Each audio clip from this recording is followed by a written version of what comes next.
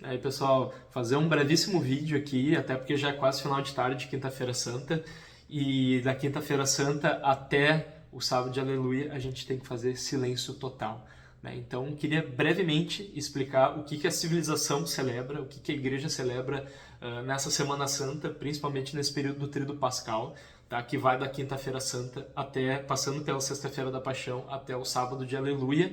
Qual que é a conjectura histórica dessa celebração e alguns aspectos litúrgicos da nossa maravilhosa igreja, certo? Na Quinta-feira Santa, que é agora o dia que eu estou gravando, mais cedo teve a missa lá na Catedral Metropolitana, na Catedral da nossa Arquidiocese, que é a Missa do Crisma, certo? O que vem a ser a Missa do Crisma? Se reúnem vários sacerdotes, vários padres com os bispos, tá? E ali nessa missa eles fazem a consagração de todos os óleos que serão usados, óleos, né? Serão usados no batismo de crianças, no crisma, na ordenação, sabe? Então a gente tem esse encontro da igreja fazendo a menção do que foi a Quinta-feira Santa na Santa Ceia, certo? Quando Cristo, na última vez, se reuniu com os 12 apóstolos, Cristo tinha milhares de discípulos e ele tinha aqueles 12 líderes, aqueles 12 apóstolos que ele escolheu, e na quinta-feira ele fez a Santa Ceia. Todo mundo conhece a história da Santa Ceia, certo? Aconteceram várias coisas nessa Santa Ceia, como, por exemplo, o que, por exemplo, Leonardo da Vinci pinta no quadro ali, dos vários momentos que acontecem na última ceia, quando Jesus fala que alguém vai trair ele, um dos 12 vai trair eles, que foi o que da Vinci pintou, certo?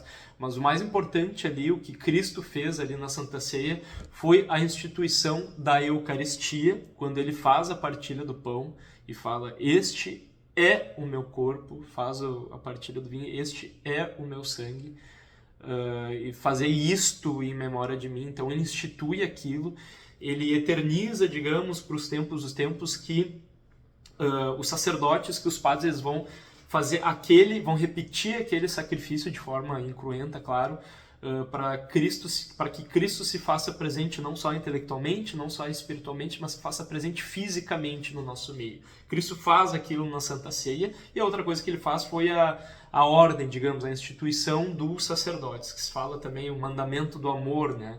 Ele ordena, por isso que é uma ordem que ele faz aos seus apóstolos, que eles façam aquilo e que eles saiam depois pelo mundo fazendo aquilo e pregando, enfim.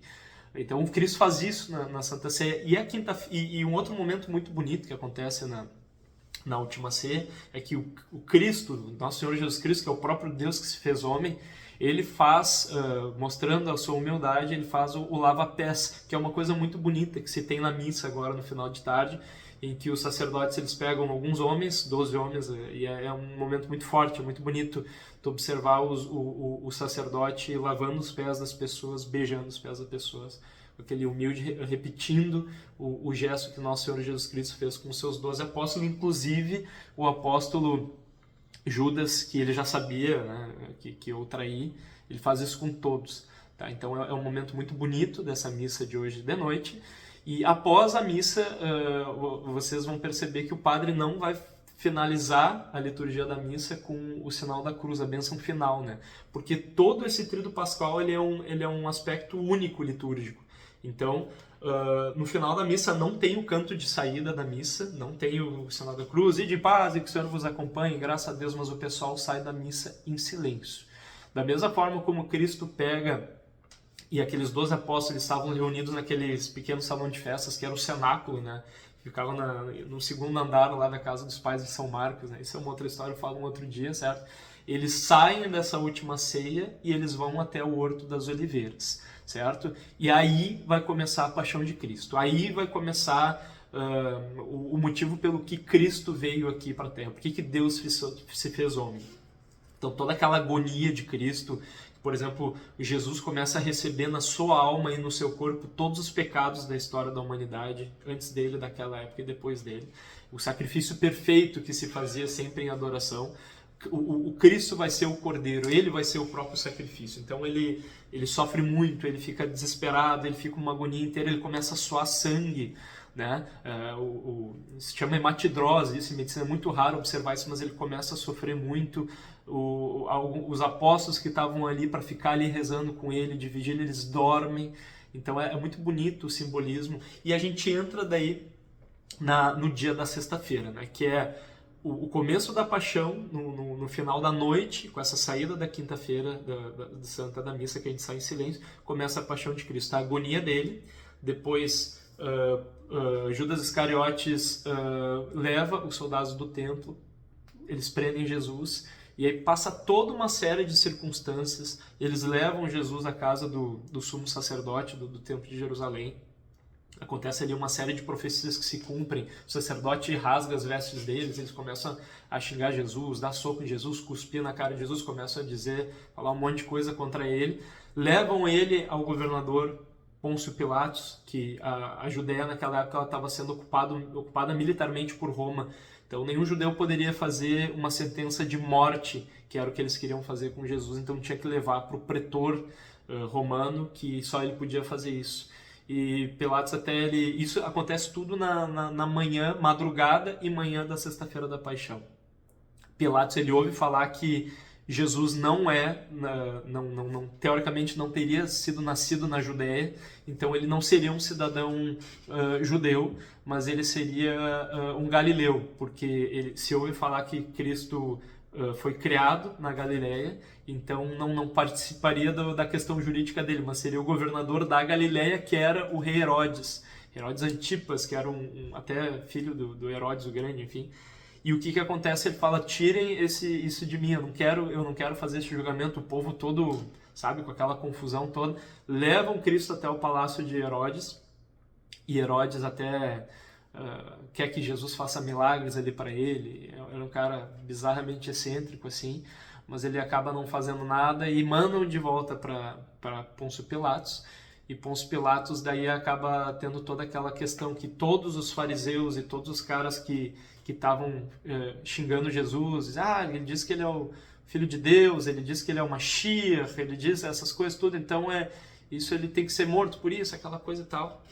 Então, Pôncio Pilatos ele tenta aplacar a ira daqueles caras todos, dando uma tortura em Cristo quase que leva à morte, que já tinha levado à morte muita gente, né? Vários arqueólogos falam isso, né?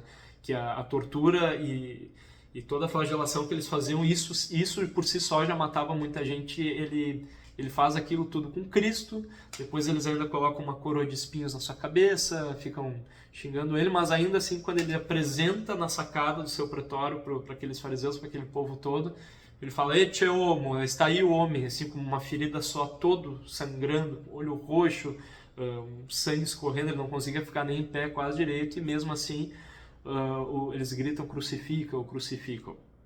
Na liturgia da igreja, que é uma coisa muito bonita, a sexta-feira ela não é uma missa, tá? Não há missa propriamente dita na sexta-feira, porque a entrada do que a gente faz, a oração na igreja na sexta-feira, a gente entra em silêncio, o padre se deita no chão, o sacerdote ele faz uma reverência, já começa a fazer as leituras da Bíblia, já começa a fazer as orações, e a saída é em silêncio, porque todo esse horror que acontece na sexta-feira da Paixão, claro que vai culminar depois com a entrega da cruz, o Senhor Jesus Cristo carrega o madeiro da cruz pela Via Crucis e sobe até lá o topo do Monte Calvário, e lá ele é crucificado e morto, às 3 da tarde é a hora da Paixão, é a hora que ele morre, né? Então por isso que sexta-feira, quando tu entra nas igrejas, tu tem uma imagem do Cristo morto, certo? Então é aquele ambiente mais fúnebre, é aquele ambiente sem músicas, tá? Da mesma forma como a gente saiu em silêncio na quinta-feira santa, sexta-feira tem todo esse momento. E o sábado, por si só, o sábado é a vigília, a grande vigília em si, certo? No sábado, até a liturgia do sábado é uma liturgia muito mais longa, a gente faz muitas leituras no sábado de Aleluia, a gente tem... o início da missa do sábado de Aleluia é muito bonito, né? Porque se faz uma fogueira e todo mundo acende o ciro pascal. Então todo mundo acende uma vela, o sacerdote acende uma vela, a igreja está toda escura, é lindíssimo. Então todo mundo no sábado de Aleluia, com a igreja escura simbolizando as trevas da morte, né? A gente traz a luz da vela simbolizando a luz do Cristo que vem para iluminar a nossa vida no meio das trevas. Então todo mundo entra na igreja com aquelas velas, é uma coisa emocionante, é lindíssimo. E a gente faz a celebração da missa. tem um monte de leitura, tem a leitura, por exemplo, do Antigo Testamento, tem várias leituras, a própria leitura da criação do mundo, tem, por exemplo, a leitura do sacrifício de Isaac, que Abraão iria sacrificar seu próprio filho no próprio conjunto de morros ali, onde era o Monte Calvário, que depois, mais de 1000 anos depois, Cristo seria crucificado.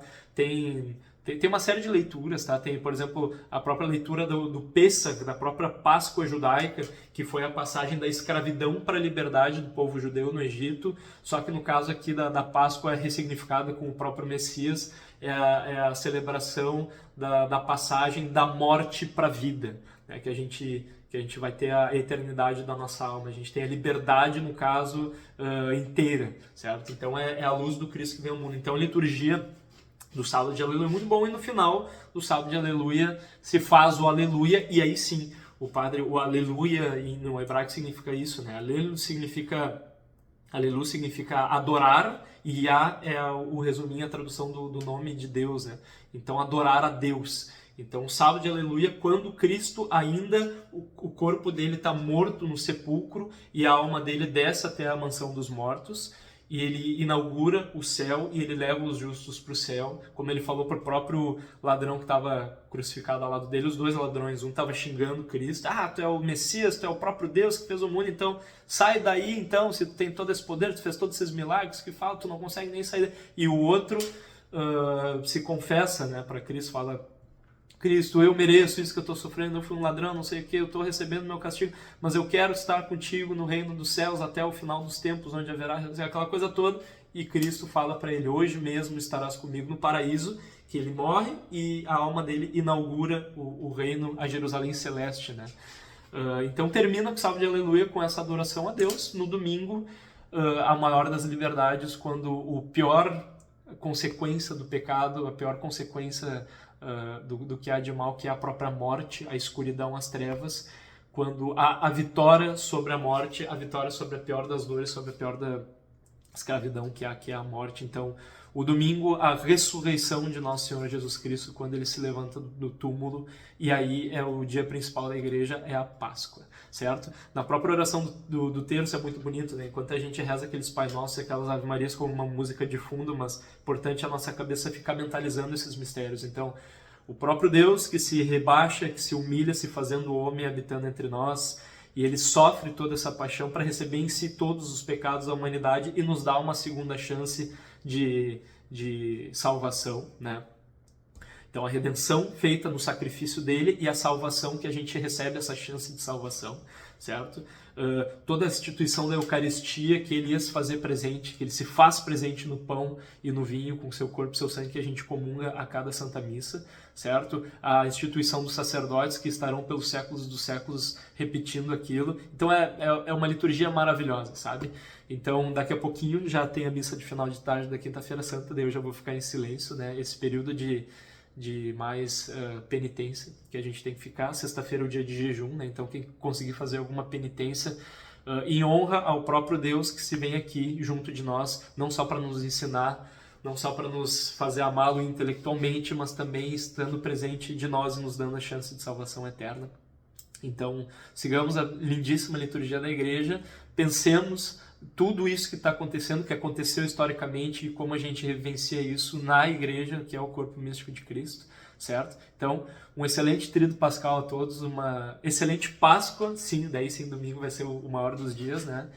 Ele ressuscitou, ele vive entre nós, então uma excelente Páscoa a todos aí, forte abraço.